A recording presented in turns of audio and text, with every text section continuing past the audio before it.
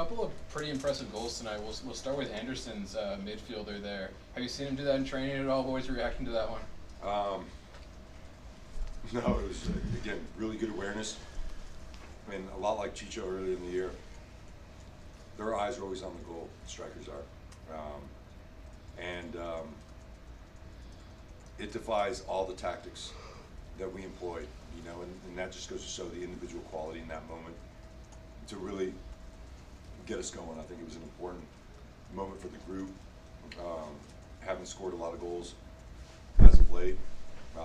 And so I think obviously that brings confidence to the team, but also brings a lot of confidence to stand there. And then on the other side, the free kick goal from Ferreira, I think it caught everybody by surprise. What was your reaction to that one and kind of what went down there? Yeah, it's a learning moment. And again, I think, Ferreira is a very good player. And again, another goal that is not coached. That's a goal where he sees an opportunity and takes advantage of it. And, I think for us, the learning from that, and you have to keep relearning moments like this. And it's, if you create a foul, stand up on the ball until the referee asks you to move. And then obviously for Gab, it's a big learning moment. When you're setting up the wall, you've got to always have one eye on the ball and one eye on the wall. So a really good learning opportunity. I'm just grateful it just didn't cost us. And then lastly, I got to ask where the jacket's from. This is the RSL, I think NASCAR edition, I'm a terrible model for this jacket. Is what I've been told. I would highly disagree with that last statement. You're rocking very well. I'm about ready to give it man of the match. How badly does this team need the win after a pretty rough outing over the weekend to be able to bounce back and kind of show their real quality? Yeah, it's a crazy game, and you think that when you're on the ascent, that all things are going to be easy and flow, and then when you're on the descent, it feels like you can't put a performance together that's worthy of a result. And I think this is where we are in the season, and we had two areas of focus for this game. Is our repress and our defensive commitment. And ironically, we scored 3 goals. And I preach this to the guys all the time. It's so counterintuitive to think if you defend well from the front that you're going to score a lot of goals. And it's really because not only do you win the balls in better areas, not only are you engaged at all times, but it's the mentality that it brings when you commit to the defensive side of the game. And again, there's a lot of individual moments, as we saw tonight, in the attack. And that's what these guys do. They make great plays.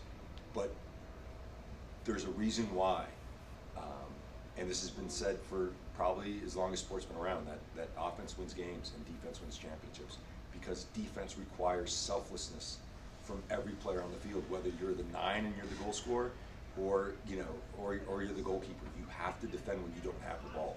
And tonight, the guys up front did a fantastic job of making the play predictable.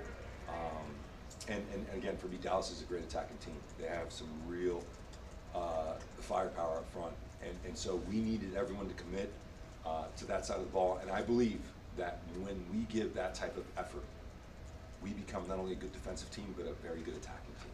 And so that this performance should be a standard for us as to making sure that we don't take any defensive action for granted, and more times than not, we'll find ourselves scoring some goals.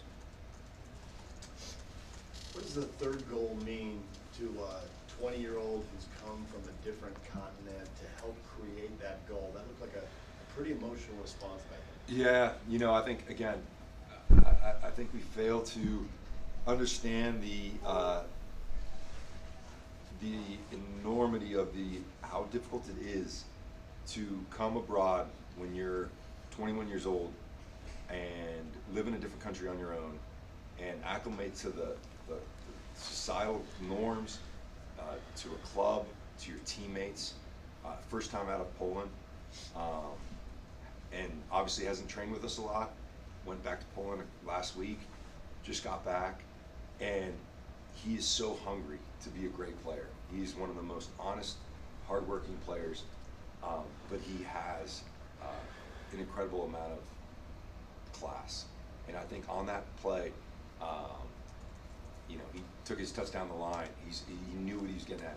But what and just watching Dominic before he came here was his decision making in and around goal, and that ball that he played across veranda was world class. I mean, it was inch perfect, the right pace, and then he played another one at the top of the box. So his decision making in and around goal is fantastic, and so for him to get the assist on that goal obviously brings confidence, a feeling of belonging.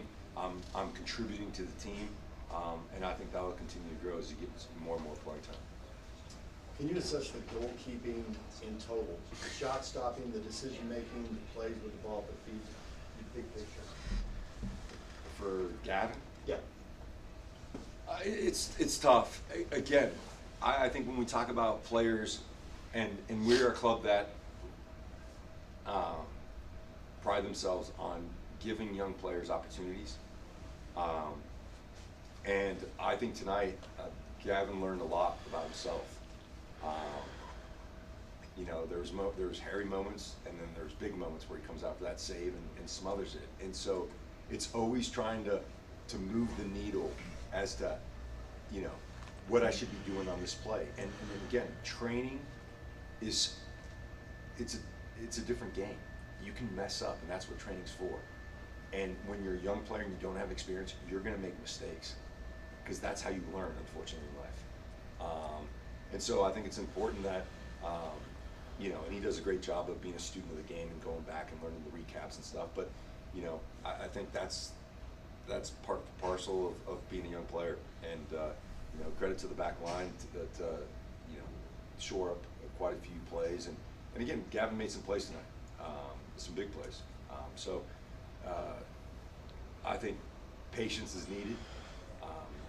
Unfortunately, we're coming down to the part of the season where it's go time, you know, and so it's just that, it's always trying to find that balance. But I think the most important thing tonight for Gavin is that we got the 3 points. With a couple guys suspended and some other guys resting with 3 games in 8 days, can you assess some of the younger players that you played either out of position or in unusual combinations or both, and how they did? Like? You put Phillip in an outside back, for instance. The front 4, that was an unusual group. Crooks hasn't started. Not much he's played with the new guys with Laughlin out there. Yeah, again, so again, Phillips played right back a couple games. Lockie came into the first game as a left-sided 10, and then you have Ando and Dominic. I think the difference was the mindset and the willingness to work hard for the team tonight. It's not so much tactical, because from a tactical perspective, even though Dominic and Lockie are new, the most important thing for me is the way we approach the game. And then they obviously know the game model, and they're still learning it. But you can, in football, there's 2 ways to affect the game: with intensity or with tactics. And if on the day, tactically or technically, you're not great, you can make up so much for it with intensity in the way you work. And there's so many plays that these guys made. You know, Crooksy in particular, who was just chasing balls down. He was an extra guy in the midfield when we didn't have the ball. And then he sprung Dominic and a few other guys in the attack. And so, again, I look at this more from a holistic perspective versus just individual players. Because at the end of the day, whoever's playing those positions needs to work their tails off for the team. And when we do that, and when we've done that in the past, we're a great team. And there's been a lot of interruptions over the course of the season. And like normal human beings, sometimes all this press from the media starts to affect the human being. And that is so normal. And so with all these changes, and then obviously with Andres going out, Chicho not being with the group for a while, it's only natural. And so what I'm trying to do is making sure that it doesn't matter who steps on the field. These are the mandatory minimums that we have to display game in and game out. And I am so grateful that we got the 3 points tonight, because the guys busted their tails, they worked hard for each other, and that's who we are as a team. Where does that come from, though? If that's a change, or if that's something different that they haven't been doing, or that they have been struggling with, like, where does that come from? Is there a player? Is there someone providing that leadership? Where is that coming? Well, it's got to come from me, right? I think you know, as a coach, when things are going well, the last thing you want to do is stick your hands in the pot. There's no need to, right? And so we're always, as coaches, kind of hurting the group. Sometimes it's tactically, sometimes it's like we got to improve our technique. But with our group, it's been mentality. And there's relationships within the team. You know, for example, Chicho and Andres Gomez, best buds. They've linked up for I don't know how many goals this year, close to 30 goals. And now Andres is gone. That's naturally going to have an effect on your psyche as a human being, not as a soccer player, as a human being, right? My best guy, the Robin to my Batman, right? And so naturally, he's going to feel a little bit like, wow, I got to rekindle with my group. And then the actions of the player who's playing in there, which is going to be a new player, are different than what I used to do with Andres.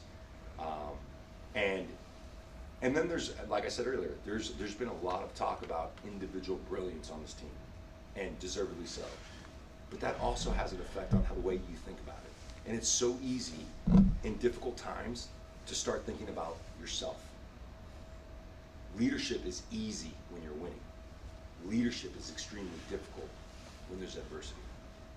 And so for my chair, it's more about who are we, what's our mindset, and how do we get back, regardless of who the player is, to being a tough team to play against. Because when we play good defensively from the front, we have quality to kill teams. When we don't do that, we are an average team. Our superpower and what gives us a +1 on offense and a +1 on defense is our work rate, our commitment to the cause. Without that, we are average. And